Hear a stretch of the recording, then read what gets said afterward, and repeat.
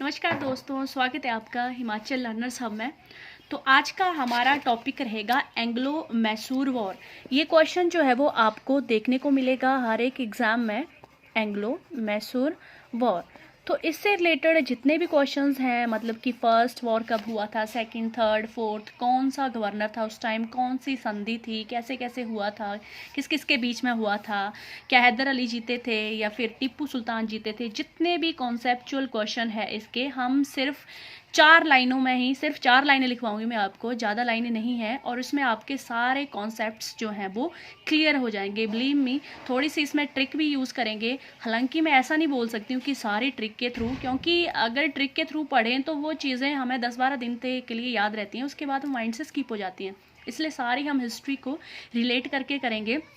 तो please video ये ज़्यादा लंबा नहीं होगा, अप्रॉक्सीमेटली मैं आपके 5 से 7 मिनट लूँगी, और उसके बाद हम क्वेश्चन सेट भी लगाएंगे। आप खुद एनालाइज करना कि आपके जो है वो मतलब आपके कॉन्सेप्ट जो है वो क्लियर हुए या नहीं हुए।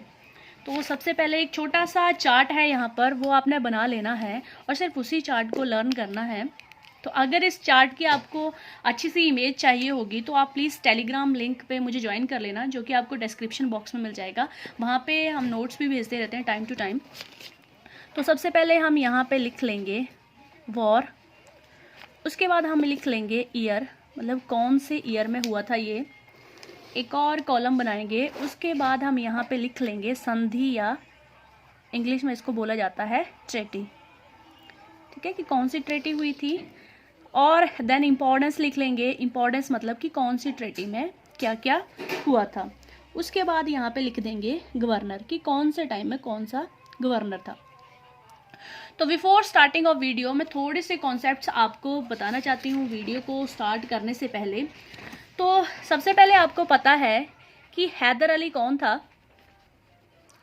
तो हैदर अली जो था वो बाडियार वंश का एक सेनापति था, मतलब ज़्यादा पढ़ा लिखा नहीं था, अनपढ़ सा था, बट उसके अंदर बहुत डिटर्मिनेशन थी। उसी डिटर्मिनेशन के कारण जो था वो एक टाइम पे राजा बन गया, राइट।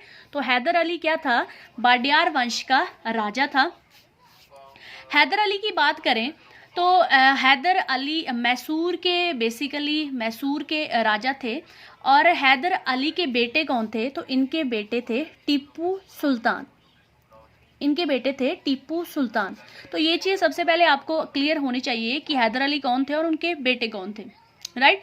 तो उसके बाद क्या है, अब 4 मैसूर के वॉर हुए थे, 4 मैसूर वॉर। पहला है हमारा फर्स्ट ईयर, देखेंगे हम कौन से ईयर में हुई थी। आई थिंक ये क्लियर, ओके।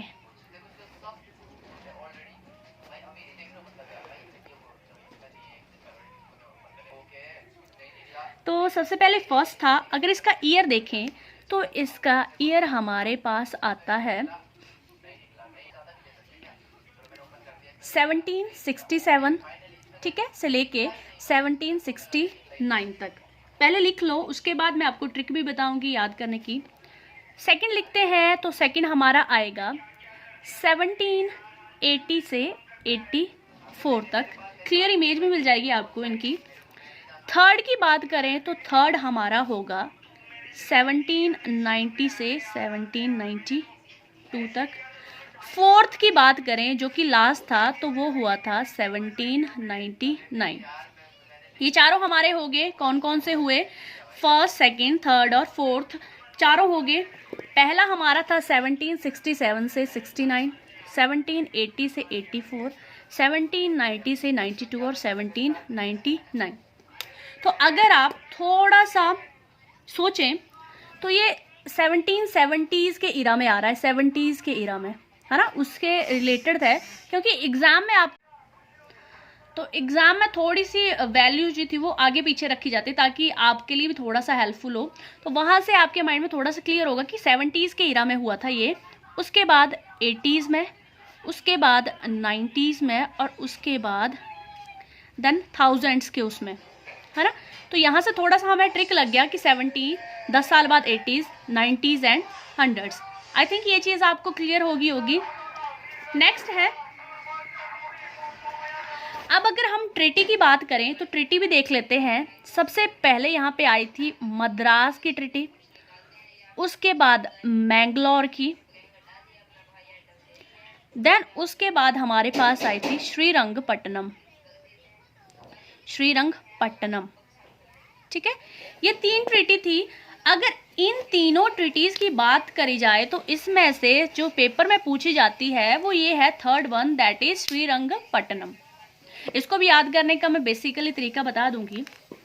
फोर्थ में कोई भी ट्रीटी नहीं हुई थी। अच्छा, क्यों नहीं हुई थी फोर्थ में कोई भी ट्रीटी? क्योंकि यहाँ पे टीपू सुल्तान मर गए थे, मतलब उनकी डेथ हो गई थी। तो ऑब्वियसली अगर किसी की डेथ होगी तो कौन सी ट्रीटी किसके साथ की जाएगी? इंपॉर्टेंस की बात की जाए तो फर्स्ट हमारे पास एंग्लो मैसूर वॉर जो था वो हैदर अली के टाइम में होगा, क्योंकि हैदर अली टाइम जो था वो शासक था उस टाइम। तो हैदर अली और किस किस के बीच में होगा? तो और होगा हमारे पास ब्रिटिश के बीच में। इसकी थोड़ी सी बैकग्राउंड स्टोरी पे हम जाएंगे। तो जो नवाब थे, निज़ाम थे और मराठा थे, वो जो थे वो हैदर अली के बहुत अगेंस्ट थे, मतलब उसको हराना चाहते थे। तो उन्होंने पहले ब्रिटिश का साथ दिया, कि ब्रिटिश को बोला कि हम जो है वो तुम्हारे साथ लड़ेंगे और हैदर अली को हम हरा देंगे। हालांकि ड्यू टू सम कॉन्सिक्वेंसेस बाद में क्या हुआ, बाद में ये सारे जितने भी हमारे पास मराठा थे, अवध के नवाब थे, निज़ाम थे, ये सारे जो थे वो हैदर अली के साथ मिल गए थे, जिसका फलस्वरूप हैदर अली की जो थी वो विन हो गया। हैदर अली जीत गया, उसकी जीत होगी, विन हो गया वो, है ना। और ब्रिटिश जो थे वो हार गए, हैदर अली यहाँ पे जीत गया। तो यहाँ पे एक संधि हुई, दैट इज मद्रास की ट्रीटी, ठीक है। मद्रास की ट्रीटी में ये बोला गया ब्रिटिश को कि अगर अब हमारे ऊपर कोई भी आक्रमण करता है तो आप हमारा साथ दोगे। सेकंड जो एंग्लो मैसूर हुआ था वो 1980s में हुआ था, और इसमें फिर से ब्रिटिश और हैदर अली के बीच में हुआ युद्ध। हैदर अली था, फिर से हैदर अली के बीच में हुआ, और इसमें क्या हुआ, इसमें हमारे ब्रिटिश जो थे वो जीत जाते हैं, क्योंकि इन्होंने अपने साथ जो था वो मराठा को मिला लिया था। अपने साथ किस किस को मिलाया था इन्होंने? मराठा को मिला लिया था और निज़ाम को मिला लिया था, मराठा और निज़ाम, ठीक है। तो एक टाइप से जो ब्रिटिश की आदत थी धोखा देने की, वो उन्होंने की और हैदर अली को हरा दिया। हैदर अली इतनी बुरी तरह से हारे कि थोड़े टाइम बाद इनकी डेथ हो गई। तो एक और क्वेश्चन यहाँ से बना कि हैदर अली की डेथ जो थी वो कौन से ईयर में हुई थी और कौन सी एंग्लो मैसूर में हुई थी? तो यहाँ से आपको क्लियर हो जाएगा, सेकंड एंग्लो मैसूर। और ये क्वेश्चन मैं तब बता रही हूँ क्योंकि ये क्वेश्चन बहुत टाइम पूछा जाता है। यहाँ पे हैदर अली की क्या हो गई थी? हैदर अली की डेथ हो गई थी। नेक्स्ट में चलते हैं। हैदर अली की डेथ होगी, अब कौन आएगा? उनके बेटा आएगा, दैट इज टीपू सुल्तान। यहाँ पे आ गया अब टीपू सुल्तान। तो फिर से टीपू सुल्तान और ब्रिटिश की फिर से आपस में युद्ध होगा, और इसमें जो था, इसमें टीपू सुल्तान हार जाता है, ब्रिटिश जो है वो जीत जाते हैं। टीपू सुल्तान हार जाता है, ब्रिटिश जो है वो जीत जाते हैं, राइट।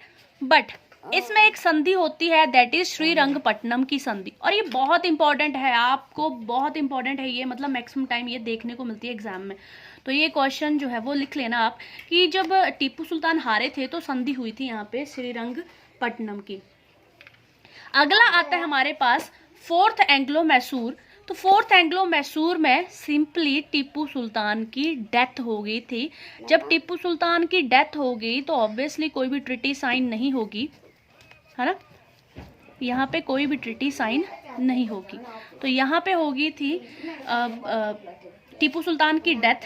हालांकि यहाँ पे एक और बहुत इंपॉर्टेंट जो है वो स्टैटिक पॉइंट है यहाँ पे, कि यहाँ पे एक सहायक संधि देखने को मिलती है, सहायक संधि, जिसको कि हम इंग्लिश में बोलते हैं सब्सिडायरी अलायंस बोलते हैं, जिसको हम इंग्लिश में सब्सिडायरी अलायंस, ठीक है, सहायक संधि या सब्सिडायरी अलायंस। या अगर आप एग्जाम्स देते हो तो आपको खुद पता होगा कि ये क्वेश्चन कितनी बार पूछा जाता है। अच्छा, ये कौन से गवर्नर के टाइम में हुई थी? तो ये बेल्सले के टाइम में हुई थी, बेल्सले के टाइम में ये हुई थी, राइट। तो अगर सेकंड वॉर की बात की जाए तो सेकंड वॉर के टाइम हमारे पास वॉरेन हेस्टिंग थे गवर्नर, देन कॉर्नवालिस, एंड उसके बाद थे वेस्ले।